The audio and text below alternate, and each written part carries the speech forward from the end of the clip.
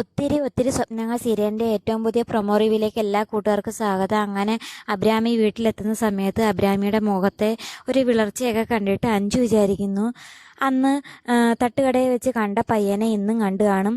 അത് ഞങ്ങളോട് മറച്ചു വെക്കാൻ വേണ്ടിയാണ് ഇവളുടെ മുഖം ഇങ്ങനെ വല്ലാതിരിക്കുന്നതെന്ന്. ആ സമയമാണെങ്കിൽ അബ്രാമി ഇങ്ങനെ ചിന്തിക്കുന്നുണ്ട്, വർഷയുടെ അതേ പഴയ കല്യാണം കഴിക്കാനിരുന്ന പയ്യൻ തന്നെയാണല്ലോ ശ്രീനാഥ്. അയാൾ തിരിച്ചു വന്ന കാര്യം പറയണോ പറയണ്ടേന്ന് ഇങ്ങനെ ചിന്തിക്കുകയും ചെയ്യുന്നുണ്ട്.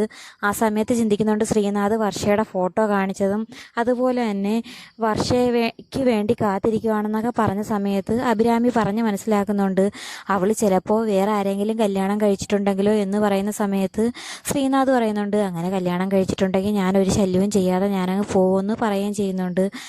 എന്നാലും ഞാൻ വർഷയ്ക്ക് വേണ്ടി കാത്തിരിക്കുമെന്ന് ശ്രീനാഥ് പറയുന്നത് കേട്ടിട്ട് അഭിരാമി ചിന്തിക്കുന്നുണ്ട്, എന്നാലും എനിക്കും ഒരു ജീവിതം വേണമല്ലോ, ഈ കാര്യം എന്തായാലും വർഷയോടെ പറയേണ്ടെന്ന് അഭിരാമി ചിന്തിക്കുന്നുണ്ട്.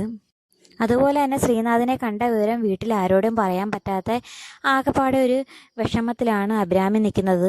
ഇതേ സമയമാണെങ്കിൽ വർഷയെ കാണാനായിട്ട് വിവേക് വരുന്നുണ്ട്.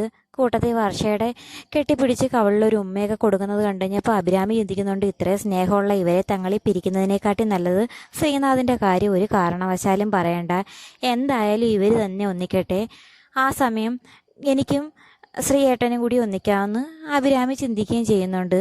പിന്നീട് കാണിക്കുന്നത് ഫുഡ് കൊണ്ടു കൊടുക്കാൻ ഒരു വീട്ടിൽ പോയ സമയത്ത് അവിടെ ഒരു കൊച്ചു കുട്ടിയെ കാണുന്നുണ്ട്.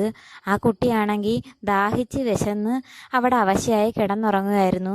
ആ സമയത്ത് വർഷയെ കാണുമ്പോൾ കുട്ടി പറയുന്നുണ്ട് എനിക്ക് വിശക്കുന്നു, അതുപോലെ തന്നെ എനിക്ക് ദാഹിക്കുന്നു, എന്തെങ്കിലും തരണമെന്ന് പറയുന്ന സമയത്ത് വർഷ ഓടിപ്പോയി തൻ്റെ ബാഗിലുണ്ടായിരുന്ന വെള്ളമൊക്കെ എടുത്തു കൊടുക്കുന്നുണ്ട്. കൂടാതെ കൊച്ചിന് വിശക്കുന്നെന്ന് പറയുന്ന സമയത്ത് വർഷ തൻ്റെ ഫുഡ് എടുത്ത് ആ കൊച്ചിന് കൊടുക്കുന്നുണ്ട്. അതിൽ നിന്ന് വർഷയ്ക്കൊരു കാര്യം മനസ്സിലാകുന്നുണ്ട്, ഈ കുട്ടി ഇവിടെ പെട്ട് കിടക്കുകയാണ്, അതുമാത്രമല്ല ഈ കുട്ടിയെ ഇനി ആരെങ്കിലും ഇവിടെ കടത്തിക്കൊണ്ട് വന്നതാണോ എന്നൊക്കെ വർഷയ്ക്ക് സംശയമാകുന്നുണ്ട്. ഫുഡൊക്കെ കൊടുത്തതിന് ശേഷം വർഷ ആ കുട്ടിയോട് തന്നെ ചോദിച്ച് കാര്യങ്ങൾ അറിയാൻ ശ്രമിക്കുന്നുണ്ട്.